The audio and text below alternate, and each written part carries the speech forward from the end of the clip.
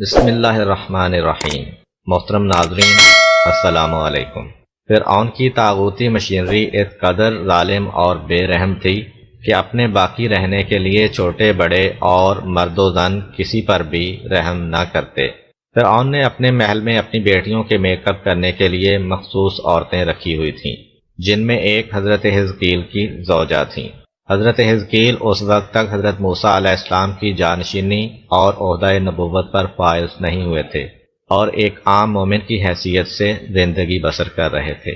آپ کی زوجہ کے جنہوں نے اپنا ایمان پوشیدہ رکھا ہوا تھا، ایک دن وہ محل میں فرعون کی بیٹی کو میک اپ کرنے میں مشغول تھیں۔ اچانک ان کے ہاتھ سے کنگا گر گیا تو انہوں نے اپنی عادت کے مطابق کہا، بسم اللہ۔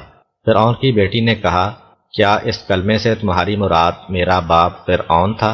زوجہ حزقیل نے کہا، نہیں، بلکہ اس سے میری مراد میرا، تمہارا اور تمہارے باپ کا پروردگار ہے۔ دختر فرعون نے کہا، میں یہ بات جا کر اپنے باپ کو بتاؤں گی۔ زوجہ حزقیل نے کہا، جاؤ بتا دو، مجھے کوئی ڈر نہیں ہے۔ وہ اپنے باپ کے پاس گئی اور پورا واقعہ اس کے گوش گزار کیا۔ فرعون نے زوجہ حزقیل اور ان کی اولاد کو طلب کیا اور ان سے کہا، تمہارا پروردگار کون ہے؟ زوجہ حزقیل نے کہا، میرا اور تمہارا رب خدا ہے۔ فرعون نے حکم دیا کہ تانبے سے بنے ہوئے تنور کو پر کیا جائے تاکہ انہیں اور ان کے بچوں کو اس تنور میں جلایا جائے۔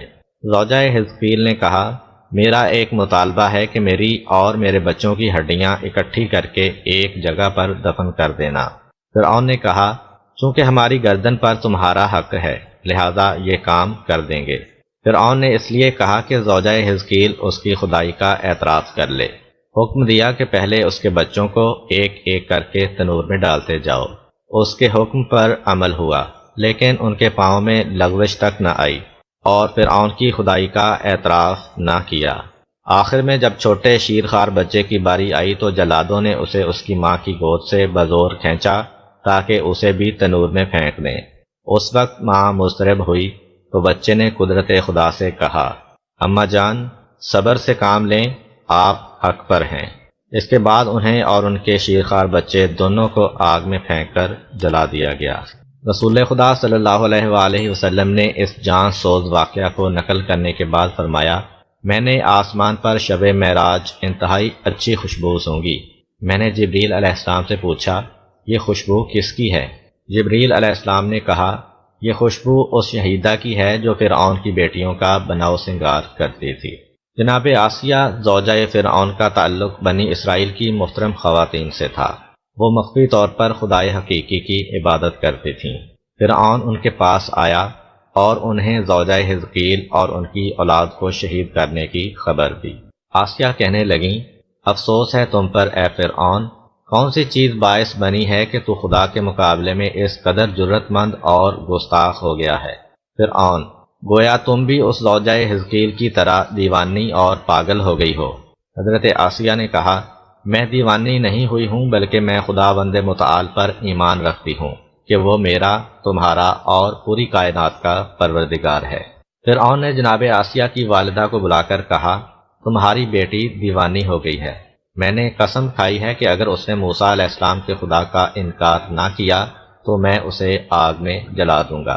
مادر آسیہ نے تنہائی میں جناب آسیہ سے بات چیت کی کہ اپنی زندگی مت گنواؤ اور اپنے شوہر سے موافقت اور صلح کر لو، لیکن جناب آسیہ نے اپنی ماں کی فضول باتوں کی پرواہ نہ کرتے ہوئے کہا، میں ہرگز خداوند متعال کا انکار نہیں کروں گی۔ فرعون کے حکم سے جناب آسیہ کے ہاتھ پاؤں زمین پر گڑی ہوئی 4 میخوں کے ساتھ باندھ کر سخت دھوپ میں لٹا دیا گیا اور ان کے سینے پر ایک بہت بھاری بھرکم پتھر رکھ دیا گیا، جس کی وجہ سے وہ مشکل سے سانس لے رہی تھیں اور سخت شکنجے میں تھیں۔